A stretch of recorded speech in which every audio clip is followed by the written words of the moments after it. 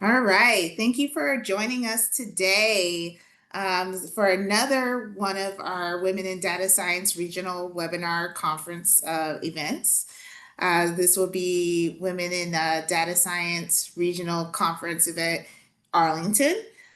Um, I am your host, Dee Brown. I am the Talent Acquisition Lead at CNA Corporation. CNA Corporation is a nonprofit as well as a government contractor based in Arlington, Virginia, just 15 minutes south of DC. And we support many government entities, such as the Navy, the DoD, Department of Health, and we've been around for just over 80 years. We have about 700 employees, and 600 of our employees are based in research and analysis. So that's really what we do as an organization.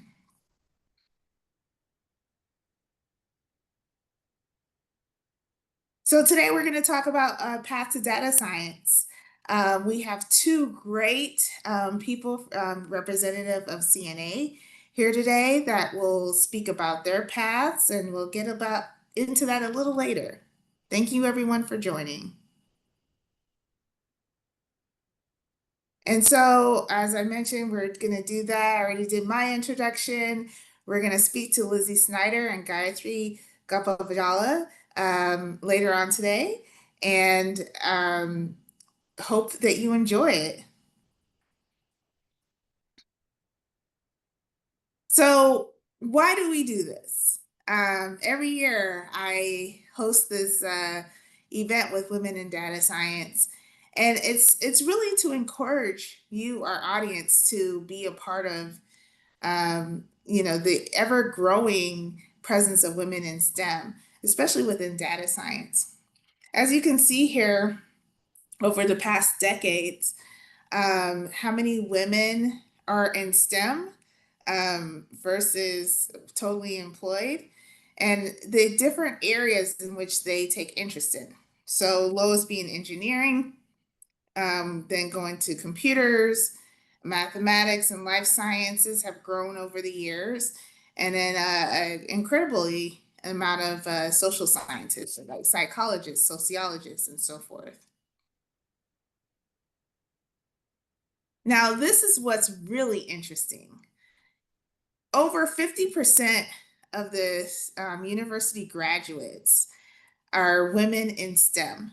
However, it drops off when it goes into those STEM degrees. And it even drops off even more when you enter women into this that are in STEM within the workforce. And data science professionals drop down for women 15 to 22%. Now, when you look at an organization like ours or other government contracting or government entities, that even drops down even lower to about 8%. So you start off with this large, vast amount of women pursuing degrees, and then we have this fall off. And the thing is, what we want to do is encourage you to keep pursuing those paths. So why are women in data science so important? Um, Companies with at least 30% of women are more likely to outperform those companies that have less than 30%. Narrowing the gap can lead to an additional 12 trillion in global GDP.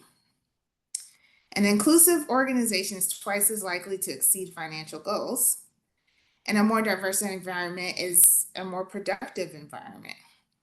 These are all reasons collectively why it's important to pursue a career path in data science.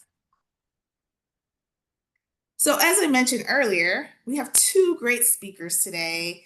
We have Gayatri sorry, Gayatri, Gayatri Gopavajhala and Lizzy Schneider, who both work at CNA. Gayatri comes to us from University of Maryland, College Park, where she got a bachelor's degree of science in computer science with a minor in statistics. And she's been with CNA for just less than a year. And we hope that continues to grow. And Lizzy here graduated from the University of Maryland, Baltimore. She started off in science writing and has been a technical writer for many years, and eventually went off to grad school at Texas A&M to pursue a degree in stats. And she's been with us a few years now, just a couple of years now. So thank you both for joining me today. I really appreciate it. So what everybody's waiting for is for us to ask you questions, for me to ask you questions and just learn more about you. Okay. So before we get into the project work and the day to day of what you do, I want to know a little bit more about you. Where you're from. What are your interests? Lizzy, can you share with us? Thanks, Dee. As Dee mentioned, I'm Lizzy. Nice to meet you all. I actually grew up near Baltimore in Maryland, and I currently live in the Washington, D.C. area. So for my interests, I'm a big fan of mysteries and sci-fi, whether it's reading them in books or watching them on TV shows or movies. And then I'm also big into hiking and cooking. And then my number one interest is I'm expecting my first child this summer. So that is taking up most of my time when I'm not at work. I can imagine because I'm going through the same thing. I know you and I have talked on offline about that. It takes a lot from you to grow a child. So congratulations on that. And I really think it's cool, the whole sci-fi thing. Reading books, just shows like the kind of imagination that you have and interests you have in that area. Uh, Gayatri, same question. Yeah, thanks, Dee. I've also been in the area for pretty much my entire life. So Northern Virginia is all I know, and I love it. My interests are I like doing a lot of crafts. I make earrings, I do watercolor painting, I do calligraphy, that type of thing. I explore a lot of different areas, and I also really like playing video games in my free time. Well, that's very cool too. So, I always think it's cool that you're like into so many different things, Gayatri. It's like the painting, the creating jewelry. I don't know where you find time to do all of these things. But it's always good to, be well balanced and have different interests. So definitely. So that's pretty cool. So, I know I talked briefly about the schools that you went to and your majors, but not much more in depth from there. So, talk to me a little bit more about your journey as far as like, the classes you took, what made you take the classes, major in what you majored in, that type of thing. Lizzy? So for my initial major, I wasn't much into the world of statistics or data science. I actually did science journalism is my undergrad degree, which was a mixture of mostly writing and a lot of physics class. And then I ended up as a technical writer in the bioresearch industry, which is mixing in biology into the mix, which I was very new at. But while I was there, I did encounter a biostatistician, which then inspired me to actually go and learn more about statistics because it looked like such an amazing field to get into. Like I would always be learning something new. And then when I went back to school for my graduate degree and for my master's program, it was really a getting the foundation for statistics courses. So getting a lot of the fundamentals of our basic statistical analysis, and then you build on that for more advanced analysis, and then also picking up coding skills and learning about the different tools they use in today's data science. Okay, great, great, great. And Gayatri, same question. Yeah, my path was a lot more streamlined than Lizzie's. I pretty much decided in the sixth grade that coding was what I was going to do and stuck to that. So I did a lot of that even before college, but then in college majored in computer science with that minor in statistics and took a lot of classes on data and AI and that type of stuff and got myself involved in hackathons and other clubs and really just dedicated all of my education into kind of going down this path. So that's interesting. So you both ended up in data science. I mean, doing a little different project work, and we'll get into that later. But it just goes to show you there's just not one path, right? Like Lizzy, you took, you were a technical writer. You took kind of classes that maybe overlapped here and there, but not really straight, data science. And then Gayatri, not everybody knows like what they want to do from a young age. And the fact that you just like, well, this is what I'm going to do, and these are the classes I'm going to take, and the hackathons, and so on and so forth. It just shows you that whatever the end goal is, there's not just one way to get there, right? Everybody gets their different paths. And it's very cool to show those different perspectives. So thank you both for sharing that. Now, when it comes to your careers, and I know you've been at CNA not a very long time, but you had jobs before this or internships. Tell us a little bit like where you worked, how you ended up at CNA, what's different working in this like government nonprofit space. I'll start off with you first, Lizzy. So as I mentioned, is I started off as a technical writer, so far away from statistics. And one of the big things is I was in a bioresearch company where we did a lot with pharmaceuticals, so it was very profit driven.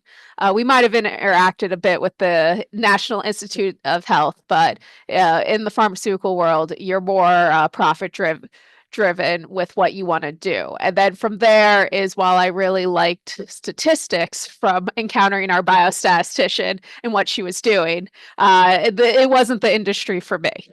So from there is I actually was pivoting careers completely to statistics. And then I also chose to go more government. So I ended up at the Defense Health Agency as a as the Defense Health Agency as a defense contractor, and then I was an analyst there doing a entry level job as I was pivoting into a different career path, which was more focus based. It was helping people get continuing education credits in their profession, and then I've continued that. That's how one of the reasons I ended up at CNA is I continued down the government path of I really like these more mission focused organizations where we're trying to accomplish something good and not just trying to have an increase in profits over time or how much money we can get from a product. And so I really like that about CNA, where it was helping our Navy and our national defense. And it really just drove that change in mentality of how I ended up in this career. And then I get to work with so many amazing people who are constantly introducing me to new techniques and teaching me new things every day. So the collaborative environment's great as well. Yeah, I definitely agree with you. That life learner mentality that CNA has to be exploratory and what we do as an organization is really great to see on a regular basis. And I think CNA is a little ways centered differently than maybe some of the other companies that deal with government because we are so mission focused, right? And you can really see how each department is really working towards that common goal. So yeah, I definitely agree with you on how you end up at CNA piece. Gayatri, same question. Yeah, I interned at a couple different places, but I was mostly working as a data engineer or a software engineer, so it was a little bit of a different field, but some things overlapped. The biggest thing about those other jobs was that they were very corporate and very like ticket focused. Just this is the next task you're gonna do and the next one, and it's about making this product, but it's not really with a meaning behind it. And so Hmm. I'd say the biggest difference at CNA is that it's so research and mission focused. You need to know the data that you're working with and the people that you're working with because you can't just coast by on knowing the product really well. You need to know what problem you're trying to solve and how you can best help the Navy. So you're not given as many direct problem statements. You have to know where you're going and what you're going for. Yeah, definitely. And I love the fact that you came back to that people focus, right? Yes, we do like an applied research, right? Where you get to see the results of your work, right? It's not just like, oh, let's put this theoretical, idea together. Here's the research, and this is what we think may happen, right? You really get to work directly with the client, understand their needs, and apply that research and really see the results of what you're putting together. So yeah, thank you for that, because I always feel like you get yes, it's technical work you're doing for sure, but it's a lot of the non-technical pieces that make your job, and what you do here at CNA. So, you know, um, I'm going to ask you more about the projects first. So you mentioned working with the Navy, and that's one of our oldest clients.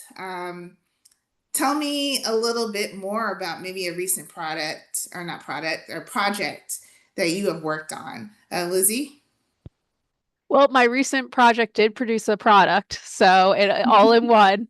I recently helped create a dashboard for one of the Navy offices, and that was a really great project where we got to take some metrics and some data. We processed it, cleaned it up, and then streamlined it into a dashboard that was a visual representation of what that office needed to know on a day-to-day basis so that they could make decisions.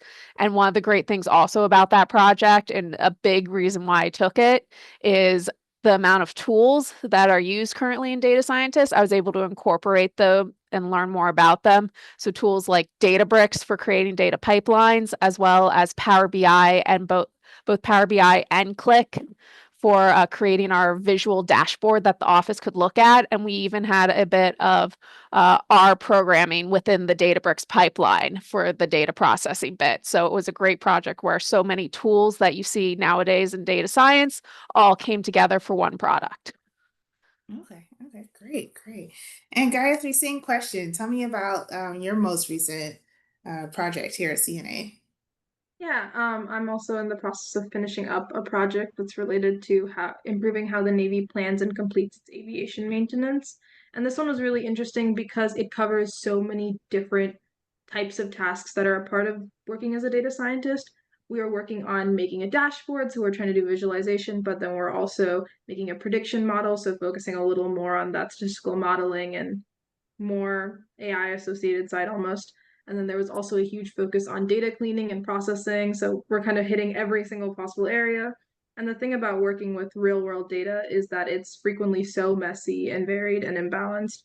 And so you really have to figure out what the best way to model or visualize data is, because you can't just go for a standard technique. You really need to dive into it and understand it before you can do anything with it.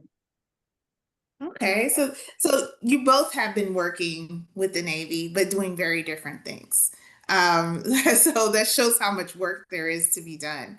I think it's kind of cool. You created a product, which was a dashboard, Lizzy, and you got to work with new tools. And I always tell people, with our analysts or scientists, anyone that's working with data within our company, they need to be generalists, right? Because depending on the work you're doing, you may be using completely different statistical tools or learning new ones. So it's kind of interesting how you mentioned, like, working with I believe you said Databricks. Just making sure I got that right. So that's really cool, and seeing how that all goes into building this product, as you said. And Gayatri, I mean, you just kind of pull on everything, to make your final work happen, and working on the aviation piece for the Navy. So that's very cool. I always get jealous of our researchers and scientists, because you get to actually be out there interacting with clients. And I always have to ask, have you been on any of the, planes or boats that like the Navy has? Feel free to jump in, Lizzy. Not while they were in motion. I have Okay. I have been to one of the shipyards, and I've been able to do a tour of a carrier, an amphibious vehicle, while they were at dock. Oh, So I didn't get to see everything while it was alive and buzzing, but I did get to actually be on the ship and like look around and see, and it was very amazing. They're huge, and it was just neat what our sailors could do, like just imagining them out there. Um, yeah, but very the cool. yeah, so far that's it for me. What about you, Gayatri? Yeah, I'm still a little too new to have gotten the chance to get on one of the boats yet, but I have had my chance to look around like naval bases and seeing maintenance tasks and things like that, which has also been really cool and very helpful for my work. Okay, okay. Well, definitely when you go, take lots of pictures, and share it because I'm sitting in an office all day working in HR. So, anytime I get to see anything cool, I'm just like, wow, I want to go into the field and I want to do these things. So, you'll get there, Gayatri, I'm sure. Because everyone I've spoken with at some point is hands-on, um and touching the planes and the boats and really seeing like what it looks like. So you'll get your chance, I'm sure. So as you've gone through your journey, I'm sure there's challenges that you may have come across along the way. Can you share some of those challenges with us and how you overcame them, Lizzy? For me, a lot of my challenges came from pivoting careers. So it was mostly it's perseverance. If you're on a different career path, if you're learning something new, it's always taking the time to you're not going to get there quickly. I think that's as everyone would love if there was a shortcut, and if there was a shortcut, I would have taken it, but there was no shortcut. So it's just persevering with learning a new industry, learning a new skill set, learning, getting a statistical foundation. Is you just practice, practice, practice. You keep at it, and sometimes it can take years to get to your goal because I went to school part time while working, and it did take a significant amount of years compared to if I had just enrolled and had nothing else to do. But if you keep your mind towards a goal that you want to accomplish, is and just chip away at it, you'll be able to overcome any challenge. Just be aware that you just have to look at the fundamentals and keep going towards forwards. Yeah, I think perseverance is key, right? Don't give up, right? In short, when you have your eye on the prize and the goal that you're working towards, no matter how long it may take you, like you said, you were going to school part-time, but you made sure to never take your eyes off of what the end goal is. So that's really important. And Gayatri, same question. Yeah, I guess CNA and the data science division in particular is full of so many brilliant people, and most of them have a lot of experience with the government already. Maybe they were even in the Navy or the military somehow, or they've worked with the government before, or just in general they have like postgraduate degrees. And so I came in, no experience, just my bachelor's, and so the gap in knowledge, both like technical and subject matter, feels very obvious at times. And so it's just like what Lizzy said about persevering, picking the right tools and the right people to talk to and learn, and be aware that you are new and you're not going to know everything. But the important part is like trying to learn as fast as you can. Yeah, I think keeping up to date on tools, knowledge, what advancements there are in your field is really important. And like you said, perseverance is key. So people out in the audience, perseverance, keep going, keep going. And one of the things Gayatri just mentioned. So with a lot of our employees, I believe like 75% of our employees are with graduate level degrees, masters and PhDs, within our company. And so doesn't mean that we don't hire for bachelor's degrees. You got to be talented like I have three here, um, in order to get hired with us. But it's also important to be curious, be a lifelong learner, persevere, really trying to understand, okay, well, I don't have that knowledge and skill set. Let me pick up on it. Let me teach myself, right? And really grow, so I can grow with the company. So these are all great things that you're mentioning. Um, as we talked about earlier, 8% in government is in women in data science. So it's a very small percentage. So you got to figure out, how do you grow? How do you move forward in that? Thank you. Now, as we are starting to wrap up here, um, are there any parting words or words of guidance that you would leave to our audience that are interested in the field and they're trying to get into it, whether it's school or get into it, whether it's a career path? Lizzy? I think it's something she talked a little about is when she was in her career is first is from my point of view is get a foundation in statistics for data science is if you know your basic statistical methods, it'll be easier to learn the more advanced statistical methods. And then Gayatri mentioned coding. That was something where I really had to pick up my own pace for and practice a lot while I was off of work as well. Is you want to practice coding and then be open to learning new tools because the data science industry is always changing. So trying to keep up to date is key. Okay, great, great. And same question goes to you, Gayatri. Yeah, and I guess also things we've just talked about before.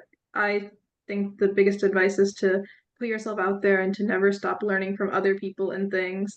There's so much that you don't even know that you don't know. And so when it comes to trying to be better, there's rarely a better way than learning from other people, talking to other people, learning what exactly is out there so that you can then go learn that and constantly better yourself. Yeah, I think both of what you said is important, right? Pick up on the skill set. It's the industry changes, change with it.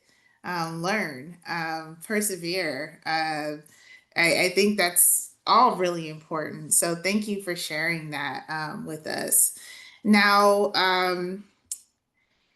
as we are concluding our event today, I do want to share some contact information.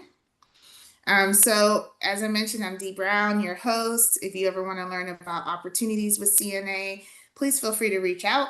You can email our general HR inbox at inquiriesjobs@cna.org. You can also follow me on LinkedIn. I'm not going to say all the numbers after my name, but please find us on LinkedIn. Take a screenshot, please. And then as far as our data scientists, Gayatri and Lizzy, they are also on LinkedIn. So if you ever want to know more about their projects, their experience at CNA, their experience in general, please reach out to them and their wealth of knowledge that can definitely help you with that. Now, I will say thank you, everyone, for your time. Thank you, Gayatri and Lizzy, especially for sharing your breadth of knowledge with us and your insights. It's been more than wonderful working with you two. And anyone in our audience, if you have any questions, feel free to reach out to us on LinkedIn. And we want to thank you for your time. Thank you, Dee. Thank you.